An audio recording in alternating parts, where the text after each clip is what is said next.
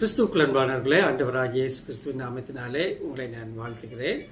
நாம் கடந்த நாட்களில் லெந்து காலங்களை அனுசரித்து வருகிறோம். அதன் அடிப்படையில் பரிசுத்த வாரம் என்ற நாட்களுக்குள்ளாக நாம் இந்த நாட்களில் கடந்து கொண்டு வருகிறோம்.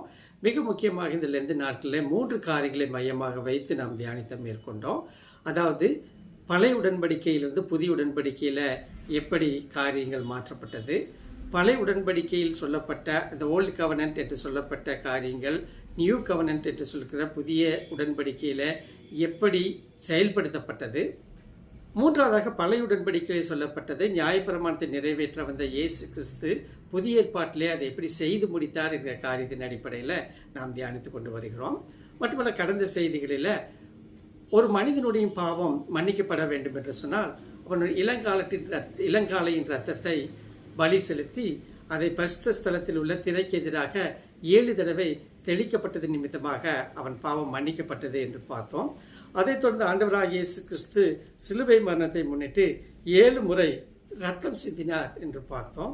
அதைத் தொடர்ந்து ஆண்டவராகிய இயேசு கிறிஸ்து சிலுவை மரணத்தை முன்னிட்டு 7 முறை நியாயம் விசாரிக்கப்பட்டார் என்று சிந்தித்தோம்.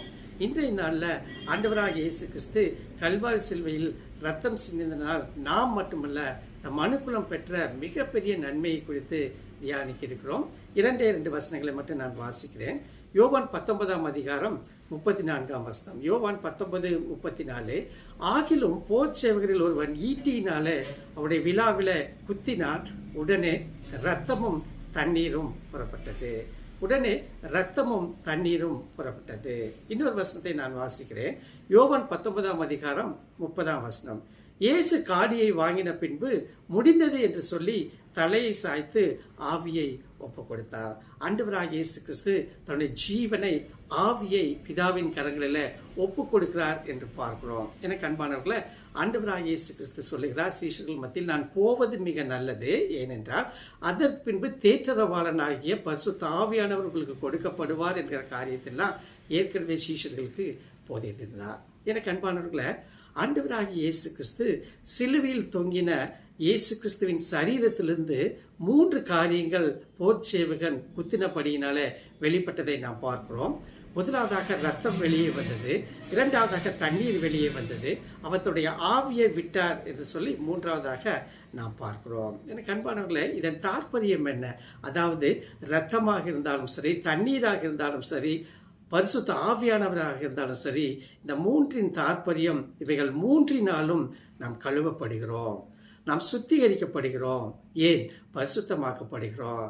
எனக்கு அன்பான தேவனுடைய பிள்ளைகளை, உங்களுடைய என்னுடைய வாழ்க்கையில் நடைபெற்றது என்பதை நாம் நன்றாக அறிந்திருக்கிறோம். ஒருவேளை நீங்கள் ரட்சிக்கப்பட்ட நாளை ஒருவேளை நீங்கள் மீண்டுமாக நினைவில் கொண்டு வந்து பாருங்கள். இவைகள் நடந்திருப்பது என்பதை உறுதியாக நீங்கள் விசுவாசிக்க முடியும். அதாவது மனம் திரும்புதல் மூலமாக நாம் ரட்சிக்கப்படுகிறோம். அந்த மனம் திரும்புதல் எப்படி வந்தது?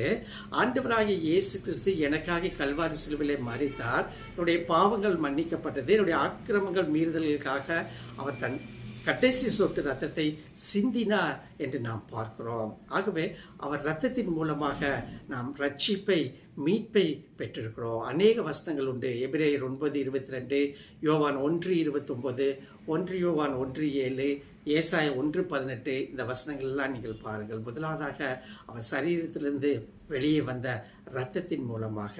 இரண்டாவதாக நாம் ரட்சிக்கப்பட்டவுடன் திருச்சபைக்குள்ளாக சேர்க்கப்படுகிறோம். எதன் மூலமாக? ஞான ஸ்நானத்தின் மூலமாக, தண்ணீரின் மூலமாக. ஆகவே முதலாவதாக அந்த இரத்தத்தினால் மீட்பு, மன்னிப்பு கிடைக்கிறது, நான் ரட்சிக்கப்படுகிறேன். இரண்டாவதாக அந்த தண்ணீர் மூலமாக ஞான ஸ்நானம் முழுக்கினால நான் திருச்சபைக்குள் அங்கமாகிறேன். மத்தேயு 28:19-20 வசனம், இந்த பிரதான கட்டளை இதைத்தான் நமக்கு சொல்லிக் கொடுக்கிறது.